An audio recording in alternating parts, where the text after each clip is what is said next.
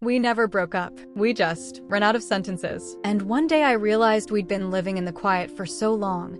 It started to feel like a decision we both made without saying it out loud. Some relationships don't explode. They don't collapse in one night. They thin out, like someone turning the volume down so slowly you keep believing the song is still playing. I met him in a place that wasn't romantic at all. A co-working floor above a bakery that always smelled like burnt sugar by noon. I was there because my apartment felt too small for my thoughts, and he was there because he liked being around people without having to talk to them. He didn't flirt. He didn't try to be impressive. He just looked up once when I dropped a pen and said, "You're gonna step on that," like he was saving me from a small, avoidable pain. The first time we talked for real, it wasn't about our lives. It was about how the building's elevator always hesitated before the third floor like it was reconsidering its choices. He said, "It's dramatic," and I laughed too loudly because I hadn't laughed that day yet. Later, when I packed my laptop, he nodded at my screen and said, "You always leave your tabs open." I told him, "I don't like shutting things down." He didn't smile. Not exactly. Just a soft look, like he understood the sentence underneath the sentence. That's usually how it begins when two people are careful. Not fireworks, recognition. A small, mutual permission to be unguarded in a way that still feels controlled. We started with tiny routines. He'd text at odd times, never "good morning" like a performance, more like,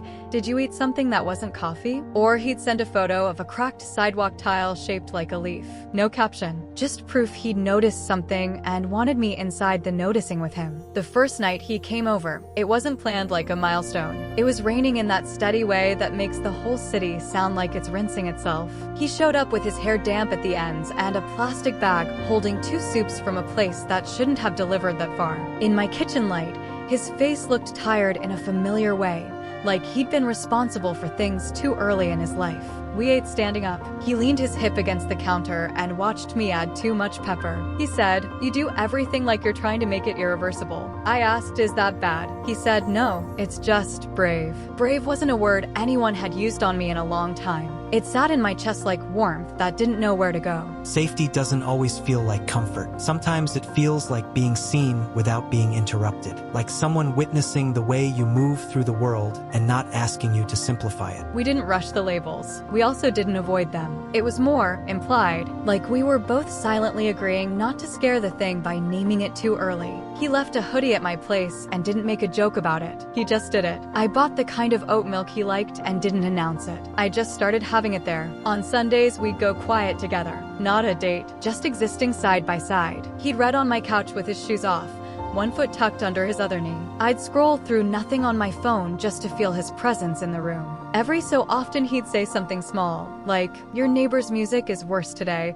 and I'd hum agreement, and that was enough. There was a moment, tiny, but it stayed with me, when I reached for my water glass, and he reached for his at the same time, and our fingers touched. He didn't pull away fast like most people do. He just let the contact sit there for a second too long, like he didn't mind being interrupted by tenderness. In the beginning, people don't realize they're building a language. They think they're just spending time, but it becomes a private way of speaking through timing, through attention, through what you remember without being asked. The shift didn't start with a betrayal. It started with a calendar. He got offered a new position. More money, more travel, more opportunity. The kind of word people say like it's automatically good. He told me sitting on the edge of my bed, tying his shoes even though he wasn't leaving yet. He said, "It's going to be a lot for a while." I said, "Okay," and I meant it. I really did. At first, we adjusted like adults who still liked each other. We became better planners. We picked dates 2 weeks ahead. We swapped voice notes instead of calls when he was in airports. He'd send, "Boarding now. I miss your kitchen light." And I'd replay it at night,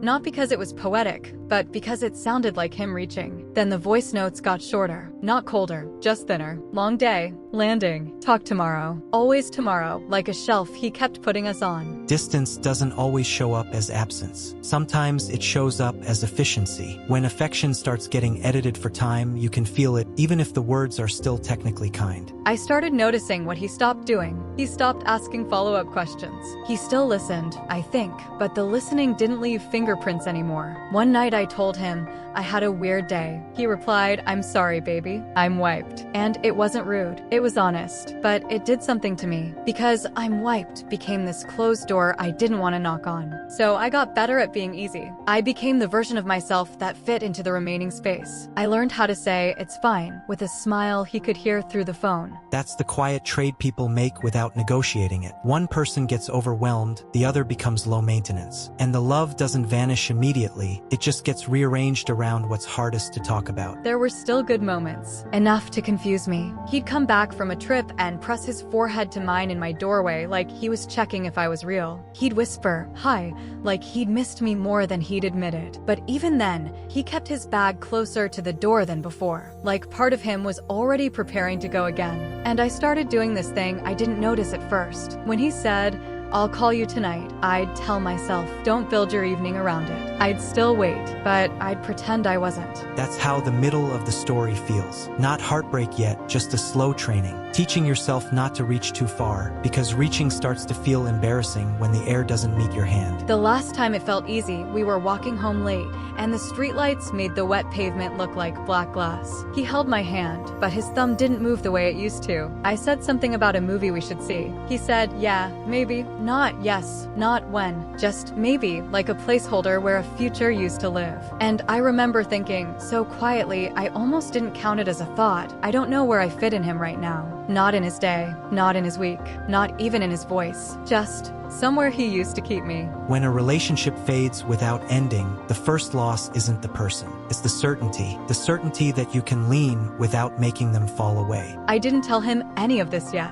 I just started speaking softer. Like if I lowered my volume enough, the distance wouldn't notice me. I started measuring our weeks by small disappointments I didn't allow myself to call disappointments. If he didn't answer for hours, I'd tell myself he was in meetings. If he forgot a detail, I'd tell myself I talked too fast. I became good at adjusting my expectations before they could hurt me. One Tuesday night, I was brushing my teeth when he called. Not FaceTime, just audio. His voice sounded like it was coming from a hallway. He said, hey, you awake? I spat, rinsed, and leaned my shoulder against the bathroom door frame like I could hold the moment in place. Yeah, he exhaled. I've got 10 minutes, like an appointment. When time turns into a limit, tenderness starts to feel like it needs permission. And nobody wants to be the person who asks for more and hears, even politely, that more isn't available. I tried to make myself fit inside those 10 minutes. I kept it light. I told him about the bakery downstairs messing up my order again. I told him my neighbor bought a new speaker and thinks we all need to hear it. He chuckled in the right places, but he didn't really enter the room with me. Then I heard myself do it, this tiny retreat I'd been practicing. I started a sentence, I've been feeling kind of. And I stopped, not because he cut me off, not because he was harsh, because I could already feel the way he'd go quiet and try to be supportive with the last bit of energy he had. And I didn't want my feelings to be something he had to carry like luggage through another airport. So I swapped the ending. Never mind. It's nothing. He said, okay, good. Not relieved exactly, just accepting, like he'd been offered an exit and took it without thinking. That's a specific kind of moment. Not the moment you lose someone, the moment you realize you've started protecting them from you. A few days later, he came over late. He didn't knock the way he used to. He just let himself in with the key I insisted he keep. His coat smelled like cold air and hotel soap. He kissed me, quick and careful, like he was trying not to wake something. We sat on the couch with the TV on low. I don't remember what was playing. I remember his phone lighting up again and again in his hand,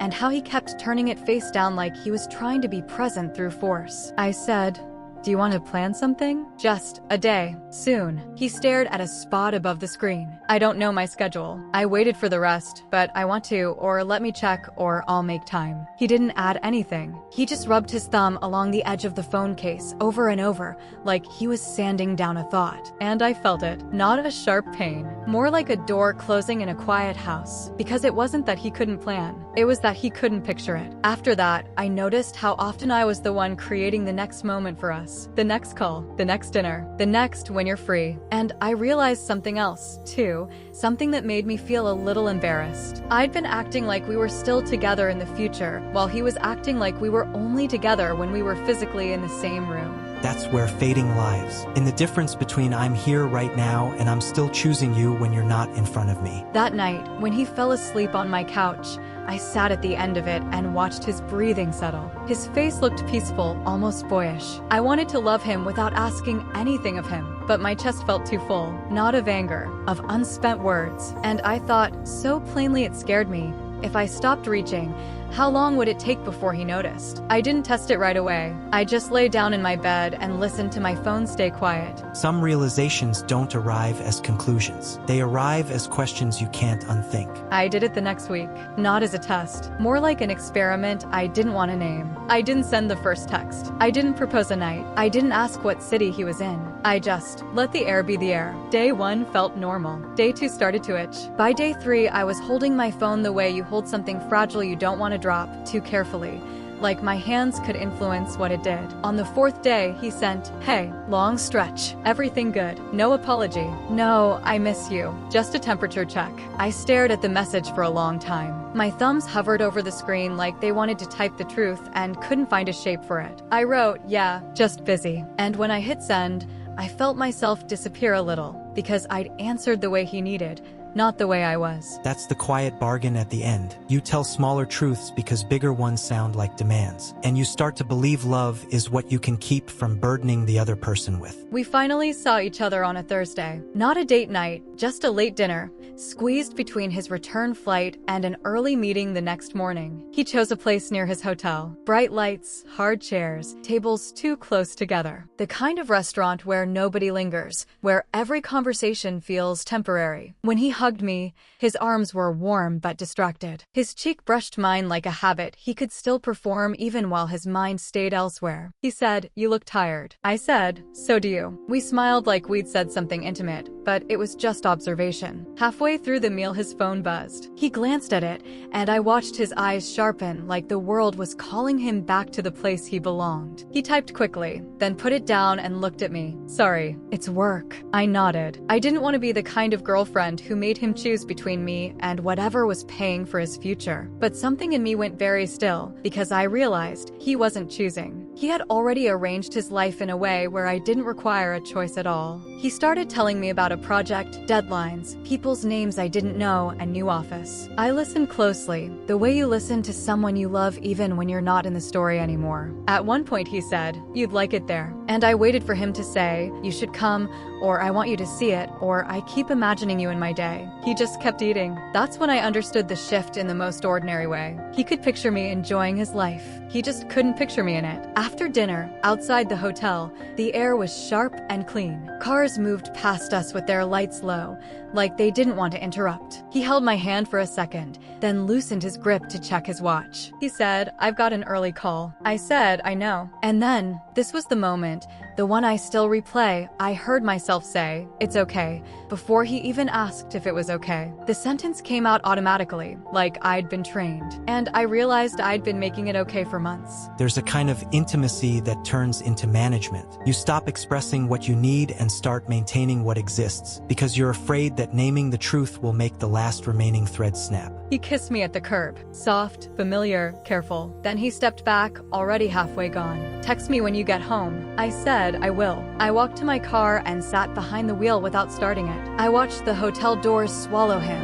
and it didn't feel like abandonment. It felt like confirmation. When I got home, I did text him. "Home." He replied with a heart. No words. And it wasn't cruel. It was worse than cruel. It was neat. It fit perfectly into the new shape of us. A week later, he came by my apartment to pick up something he'd left. Some adapter, some cable, something small that suddenly mattered. He moved around my place like a guest who knew where things were, which was somehow more painful than if he'd been a stranger. In the bathroom, my second toothbrush was still there, but it had been shifted, turned inward, tucked behind the cup like it was being stored, not used. Such a small thing, a tiny act of tidying. But I stood there and stared at it until my throat tightened. Because that's what we'd become, A life that could be cleaned up in seconds. He called from the living room, "You good?" I said, "Yeah." I came out smiling, the way you do when you don't want to start something you're not sure you can finish. He sat on the edge of my couch like he was waiting for instructions. He said, "It's been a lot." I said, "I know." He looked at me like he wanted me to give him a kinder version of whatever was coming.